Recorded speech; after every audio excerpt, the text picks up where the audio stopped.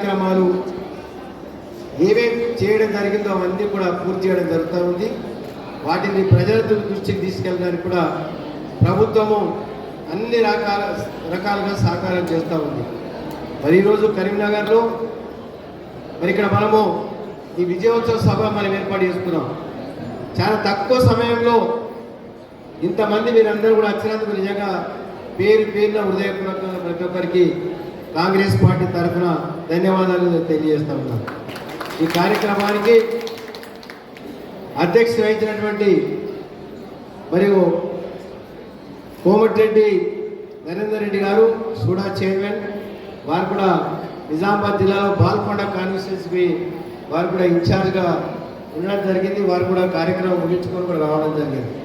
అదేవిధంగా మరి మా మిత్రులు మాజీ శాసనసభ్యులు ఆరేపల్లి మోహన్ గారు, వారు కూడా ఈ ప్రాంతంలో చాలా పాత వ్యక్తి, అందరికీ పరిచయస్తులు, జిల్లా పరిషత్ చైర్మన్గా మరి ఎన్నో కార్యక్రమాలు నిర్వహించినటువంటి ఆరేపల్లి మోహన్ గారు వారు నిన్న హైదరాబాద్ వెళ్ళి ఈ మీటింగ్ తప్పకుండా నేను రావాలి అని చెప్పి వారు వచ్చినందుకు వారికి హృదయపూర్వకంగా ధన్యవాదాలు. అదేవిధంగా శ్రీనివాస్ గారు ఇప్పుడే వాళ్ళ కుమారుడు ఏదో పెళ్లి సంబంధము వాళ్ళు చూడడానికి వస్తుందని చెప్పి వారు వెళ్ళిపోయడం జరిగింది. వారు కంటెస్ట్ చేసినటువంటి అభ్యర్థిగా కాంగ్రెస్ పార్టీ అభ్యర్థిగా శ్రీనివాస్ గారు, అదేవిధంగా మా ఆదిలాబాద్ జిల్లా మరి ఇన్ఛార్జ్ కాంగ్రెస్ పార్టీ కార్యదర్శి, ఇక్కడ గ్రంథాలయ సంస్థ అధ్యక్షుడిగా మొన్ననే ప్రమాణ స్వీకారం చేసినటువంటి సత్తు మల్లేశం గారు, మరియు ఆకారం భాస్కర్ రెడ్డి గారు, వేదిక మీదటువంటి చాలామంది పెద్దలు, వివిధ అనుబంధ సంస్థల అధ్యక్షులు, కార్యదర్శులు, కౌన్సిలర్ సోదరులు, మరి ఇక్కడ వచ్చినటువంటి మహిళా సోదరులు, ముఖ్యంగా యూత్ కాంగ్రెస్ నిన్ననే ఎన్నికలలో విజయం సాధించిన వారందరికీ హృదయపూర్వకంగా కృతజ్ఞతలు. పత్రికా మిత్రులకు కూడా హృదయపూర్వకంగా ధన్యవాదాలు. ముఖ్యంగా కాంగ్రెస్ పార్టీ 6 గ్యారెంటీలు ఇచ్చిన తర్వాత ప్రజలకు ఒక విశ్వాసంతో మరి మనం ప్రభుత్వంకి వచ్చిన తర్వాత బ్రహ్మాండంగా కార్యక్రమాలు జరుగుతూ ఉన్నాయి. మీరందరూ కూడా చూస్తూ ఉన్నారు. కానీ నాకంటే ముందు మాట్లాడిన మిత్రులు చాలామంది కొన్ని విషయాలు చెప్పినట్టయితే నిజంగా కూడా మనం ఎంతైతే ప్రభుత్వం ద్వారా మీద పేద బడుగు బలహీన వర్గాల మైనార్టీ ఎస్సీ ఎస్టీ అందరికి కూడా చేస్తున్నటువంటి కార్యక్రమాలు మనము అక్కడ వరకు ప్రచారానికి తీసుకుపోవడం లేదు. మేము ఉదాహరణగా నిన్న 2-3 గ్రామాలలో మా ప్రాంతంలో అడిగి తెచ్చుకుంటే సార్ అన్ని కరెంటు మాకు ఫ్రీ ఉంది, సిలిండర్ ఫ్రీ ఉంది, బియ్యం ఫ్రీ ఉన్నాయి, నీళ్లు మాకు బ్రహ్మాండంగా నీళ్ళు వస్తూ ఉన్నాయి, ఎక్కడేమి ఇబ్బంది లేదని చెప్తున్నాం. కేవలము ఏ అపోజిషన్ పార్టీలు ఏవైతుంటాయో వాళ్ళతో మాత్రము ఇవన్నీ కూడా మింగుడు పడడం లేదు.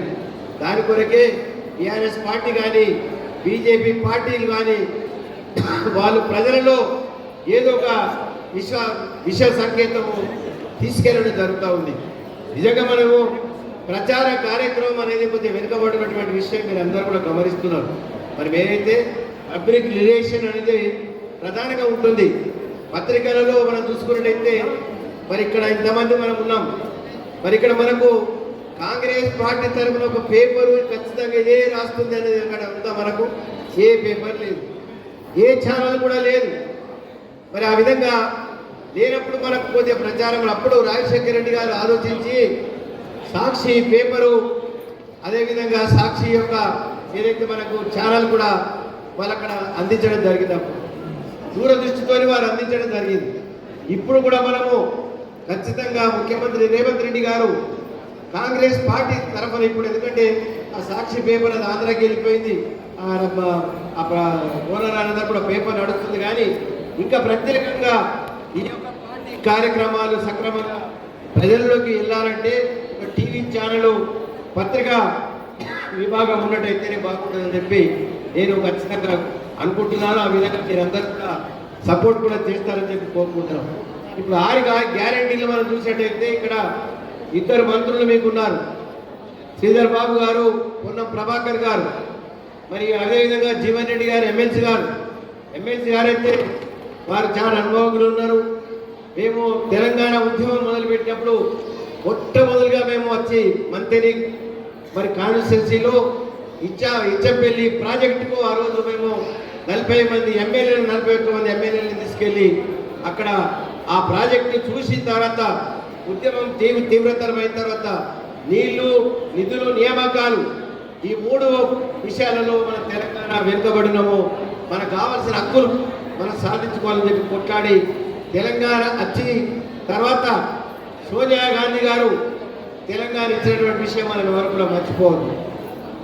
అటువంటిది ఇవాళ మనకు రేవంత్ రెడ్డి గారి ఆధ్వర్యంలో వారు పిసిసి ప్రెసిడెంట్ అయిన తర్వాత ఈ యొక్క కాంగ్రెస్ పార్టీకి ఉన్నత స్థాయికి తీసుకెళ్లి ఇవాళ 66 దాదాపు 80 మంది 75-80 మంది ఎమ్మెల్యేలకు చేర్చగలిగినంటే వారిలో ఉన్నటువంటి చైతన్యం, వారి ఉన్న స్ఫూర్తిని మనం మర్చిపోకూడదు.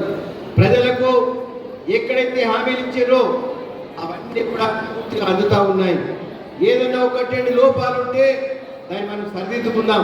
నాయకత్వం ఉంది, దాని కొరకే స్థానిక నాయకత్వం అనేది సర్పంచ్ ఎలక్షన్స్, ఎంపీటీసీలు, జడ్పీటీసీలు, జిల్లా పరిషత్తులు, దాని తర్వాత మున్సిపల్ కార్పొరేటర్స్, మున్సిపల్ చైర్మన్లు, కోఆపరేటివ్ ఎలక్షన్స్ ఇవి అయిపోతే మన కార్యకర్తల్లో మిగిలినటువంటి ఎవరైతే కింది స్థాయి నుంచి 10 సంవత్సరాలు కష్టపడి పనిచేస్తున్నారో